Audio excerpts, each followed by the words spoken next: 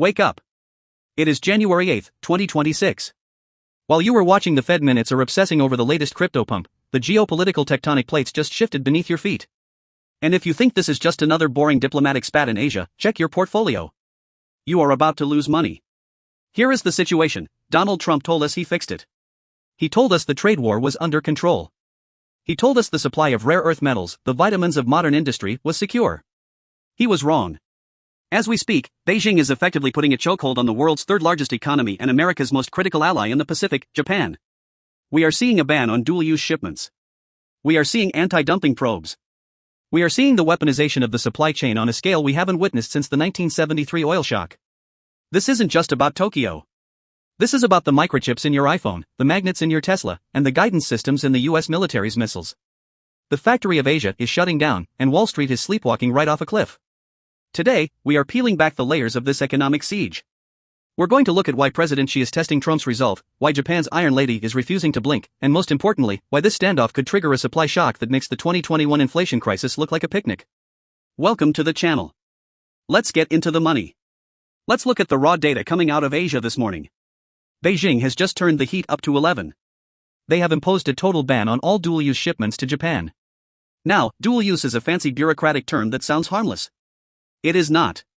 It means anything that can be used for the military, but is also used for civilian tech. We are talking about advanced alloys, sensors, high-grade lubricants, and carbon fibers. Estimates suggest this targets roughly 40% of all Chinese exports to Japan. Think about that for a second. Imagine if Canada suddenly stopped sending 40% of its goods to the United States. The economy would have a cardiac arrest. But China didn't stop there. Hours later, they launched an anti-dumping probe into a key material used for making semiconductors. They are tightening the screws on rare earths, the literal building blocks of the Japanese auto sector. Why should a guy in Ohio or a trader in London care? Because Japan is the component king. You might buy a Ford, or a Dell, or a Samsung. But strip that product down, and the capacitors, the sensors, the high-tech glass, and the battery separators are likely Japanese. And Japan cannot make those things without raw materials from China. If China cuts off Japan, the global supply chain freezes.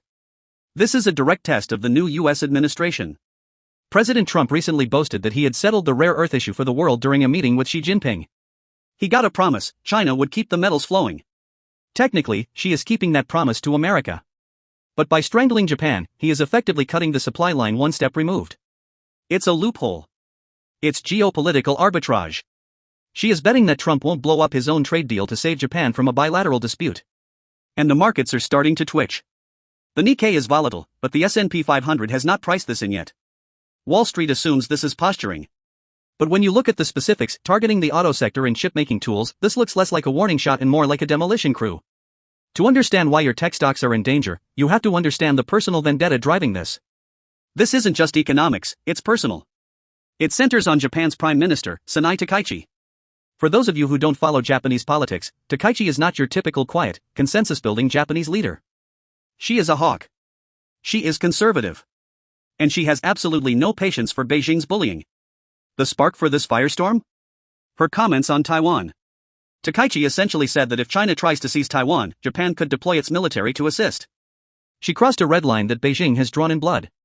China demands absolute silence on Taiwan. Takaichi gave them a megaphone. President Xi is furious. This export ban is his pressure campaign. He is trying to break her political support at home by crashing the Japanese economy. He wants the CEOs of Toyota, Sony, and Panasonic to march into Takaichi's office and beg her to apologize. But here is where it gets interesting: Xi isn't folding. Despite the economic pain, despite the fact that Japanese carmakers are panicking because they rely on Chinese inputs for EVs, Takaichi is digging in. She is bolstered by strong support at home. The Japanese public is tired of being pushed around. We are seeing a standoff that breaks the traditional rules of engagement. Kurt Tone, a former senior US diplomat and partner at the Asia Group, put it perfectly. He said Japan's default approach used to be compromise. Now, they are just waiting it out. They are refusing to retaliate, but they are also refusing to apologize. It's a game of chicken.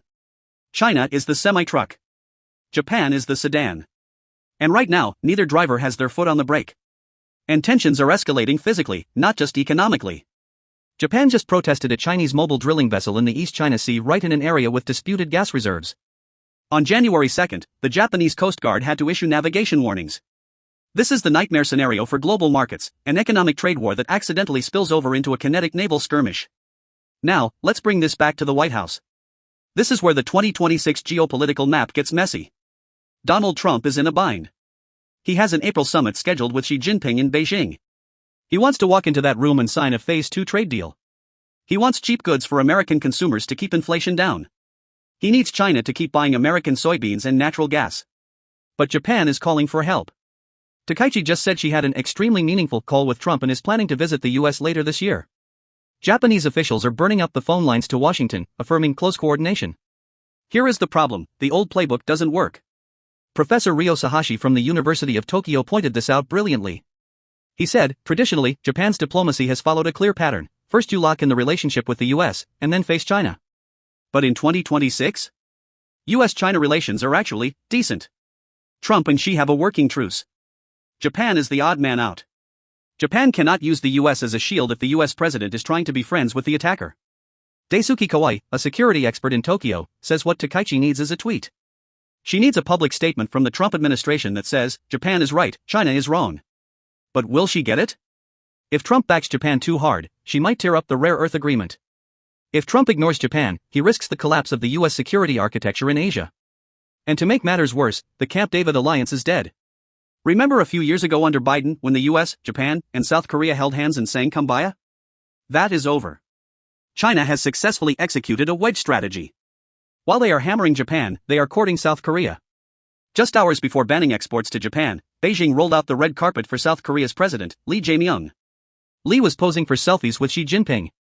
This is the first state visit by a South Korean leader to China since 2019. While Takaichi is being blockaded, the South Korean president is in Shanghai telling reporters, for us, relations with Japan are as important as those with China. That is diplomatic code for, we are neutral. Don't drag us into this. This is a disaster for American strategy. The US relies on Japan and South Korea working together. Now, one is under attack, and the other is taking selfies with the aggressor. This fragmentation makes the region incredibly volatile and leaves Japan isolated. And a desperate, isolated Japan is a dangerous variable for the global economy. So, Japan is taking the punches. But does Japan have a knife in its pocket? Yes. And it's a sharp one. If you think China holds all the cards because of rare earths, think again. Japan holds the infinity stone of the semiconductor world, photoresists. You cannot make a microchip without photoresist. It is a light-sensitive chemical liquid used to etch circuits onto silicon wafers. It is high-tech wizardry. And Japan dominates this market with an iron fist, controlling up to 90% of the advanced photoresist supply. If Takaichi decides to stop being polite and starts getting real, she could ban photoresist exports to China. Bloomberg Economics has run the numbers. They say finding alternatives would take China years. It would instantly cripple China's ambitions to build their own advanced chips for AI and military use. It would turn their billion-dollar fabrication plants into empty warehouses.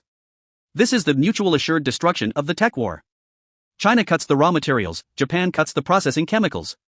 But there is a catch. Tilly Zhang, a sharp analyst at Gatkel Dragonomics, argues that this might not be the silver bullet Japan hopes for. Why? Because China is already sanctioned on the advanced machines needed to make the best chips. So, denying them the chemicals for machines they can't even buy might not hurt as much as we think. Furthermore, if Japan pulls this trigger, China will likely seize all Japanese assets in mainland China. We are talking about billions of dollars in factories owned by Honda, Nissan, and Tokyo Electron. That is why Japan is hesitating. They have a nuclear economic weapon, but the fallout would irradiate their own economy. Okay, let's land the plane. Why does this matter to your bank account in 2026? You might be sitting in a suburb in Toronto or a loft in Chicago thinking, let them fight. But in a globalized economy, there is no such thing as a local war. Here are the 3 vectors of financial pain coming your way if this escalates. 1. The inflation boomerang. The immediate target is the auto industry. Japan is the world's largest exporter of cars. Even if you drive a Chevy, the electric motors and battery management systems often rely on Japanese supply chains, which rely on Chinese rare earths. If China tightens the screws, production at Toyota, Honda, and Nissan slows down. Supply drops. Prices rise. But it's not just cars. It's anything with a motor. Washing machines, industrial robots, air conditioners. We spent 3 years fighting inflation. The Fed finally cut rates. A supply shock from Asia could send CPI spiking back up to 4% or 5%. That means mortgage rates go back up. That means the housing market freezes again. 2. The tech wreck. Look at the top holdings in your S&P 500 fund. Apple, Nvidia, Tesla. Japan is a critical node in the semiconductor supply chain. They provide the wafers, the chemicals, and the specialized testing equipment. If Japan enters a full-blown trade war with China, the efficiency of the global chip market collapses. Sony supplies the image sensors for almost every smartphone on Earth. If Sony can't get dual-use materials from China, they can't make the sensors. No sensors, no new iPhone launch. Apple stock drops. The S&P drops. Your retirement fund takes a haircut. 3. The geopolitical risk. Premium markets hate uncertainty. Right now, the VIX is relatively low because everyone believes the Trump piece. But if Japan, a US treaty ally, starts sinking Chinese boats, or if China completely blockades Japan, the risk premium on oil and shipping skyrockets. Insurance rates for shipping through the Taiwan Strait and the East China Sea will triple. That cost gets passed to you. So, where do we go from here? As we look toward the spring of 2026, I see two scenarios. Scenario A, the slow bleed. Takaichi holds her ground but doesn't retaliate. She hopes that the economic pain in Japan becomes manageable and that China eventually gets bored and moves on. Trump offers some vague words of support but ultimately prioritizes his deal with Xi. Result, Japan enters a recession. The yen weakens further. US tech companies quietly diversify away from Japanese suppliers, causing long-term structural damage to Japan's economy. The markets stay flat but volatile. Scenario B, the escalation spiral. Takaichi is backed into a corner. To save her political career, she bans photoresists. China retaliates by seizing Japanese factories. The US is forced to intervene, slapping new tariffs on China to defend its ally. The Trump-Xi summit in April is cancelled. The trade war is back on, but this time it's three-way combat. Result, a global market correction of 15 to 20%. A resurgence of inflation. A flight to safety gold and Bitcoin rally, while equities bleed out. Wu Xinbo, a director at Fudan University in Shanghai, recently said the quiet part out loud. He said, "We should restrict and suppress Japan's military capabilities, to deprive it of the ability to intervene on Taiwan." That is the endgame. This isn't about trade. This is about disarming Japan before the invasion of Taiwan. The days of compartmentalizing politics and money are over. In 2026, geopolitics is macroeconomics. What is happening in the East China Sea right now is a stress test. China is testing the hull integrity of the Western alliance. They found a crack, the relationship between Trump's America and Takaichi's Japan, and they are hammering a wedge right into it. If you are an investor, you need to watch three things in the coming weeks. 1. The rhetoric. Does Trump tweet in support of Japan? If he does, buy defense stocks. If he stays silent, stay cautious on tech. 2. The Japanese yen. If the yen crashes further, it's a sign the bond market has lost faith in Japan's ability to weather this storm. 3. The photoresist market. If Japan announces any restriction on chemicals, sell your chip stocks immediately.